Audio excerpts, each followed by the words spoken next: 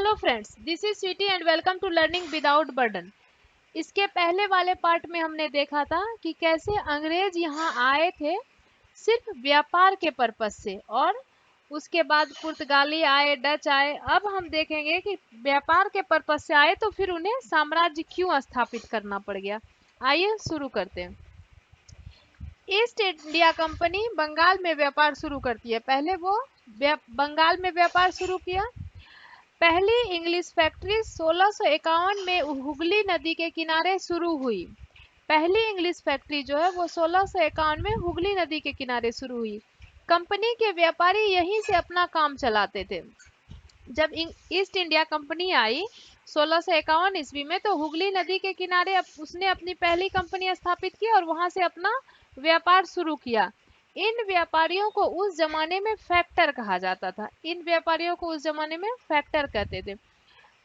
इस फैक्ट्री में ware house था जहां निर्यात होने वाली चीजों को जमा किया जाता था। इस फैक्ट्री में एक वेयर हाउस होता था जहां निर्यात होने वाली चीजों को रखा जाता था। यहीं पर उसके दफ्तर थे जिनमें कंपनी के अफसर बैठते थे, और अफसरों के बैठने के लिए दफ्तर भी था। जैसे जैसे व्यापार फैला, कंपनी ने सौदागरों और व्यापारियों को फैक्ट्री के आसपास आकर बसने के लिए प्रेरित किया। अब व्यापार जब फैलने लगा तो कंपनी ने क्या किया, सौदागरों और व्यापारियों को आके कहा कि अब व्यापार फैलने लगा तो फैक्ट्री के आसपास ही आप लोग आकर के बस जाइए।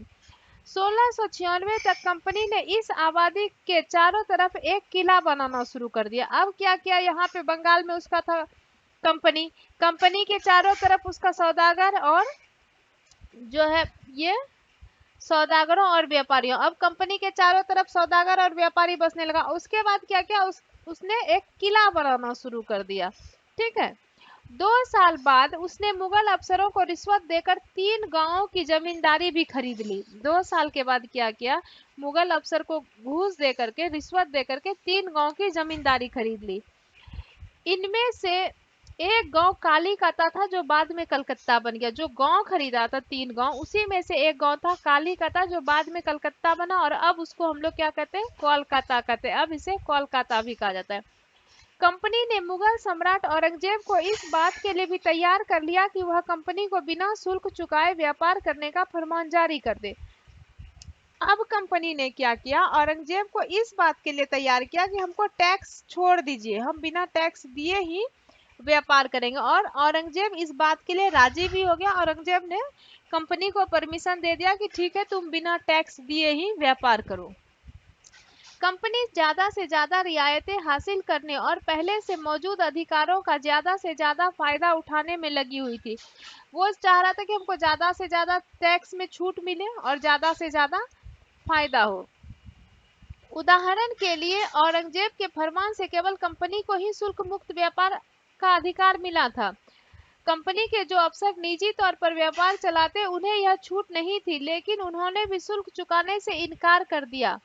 अब हुआ क्या, औरंगजेब तो सिर्फ कंपनी को ये दिया था ऑर्डर कि चलो भाई तुम लोग टैक्स नहीं दो, बिना टैक्स के व्यापार करो। लेकिन जो अफसर अपना प्राइवेट निजी तौर पर व्यापार चला रहा था, मतलब कंपनी को छूट था, लेकिन अब अफसर लोग भी टैक्स देने से मना कर दिया। वो अपना प्राइवेट बिजनेस कर रहा था, उसमें भी वो टैक्स देने से मना कर दिया।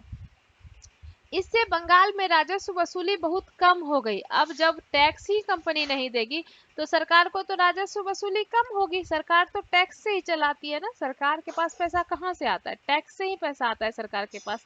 जब कंपनी ने टैक्स देना बंद कर दिया तो कंपनी का माफ किया औरंगजेब ने। उसके देखा देखी क्या किया, उसके अफसरों ने भी बंद कर दिया। कि ऑफिसरों का माफ नहीं था, लेकिन अफसर ने भी टैक्स देने से मना कर दिया। तो क्या हुआ, सरकार के पास राजस्व वसूली तो बंगाल में कम हो गया। ऐसे में भला बंगाल के नवाब मुर्शिद कुली खान विरोध क्यों न करते। तो जब टैक्स नहीं आएगा तो नवाब मुर्शिद कुली खान जो है वो तो विरोध तो करेगा ही भाई, कि टैक्स नहीं आएगा तो हम कैसे अपना जो है देश चलाएंगे। उसका जो भी राज्य था, बंगाल स्टेट था, वो कैसे चलाएगा जब उसके पास टैक्स टैक्स आएगा ही नहीं। टैक्स के पैसों से ही तो सरकार चलती है ना।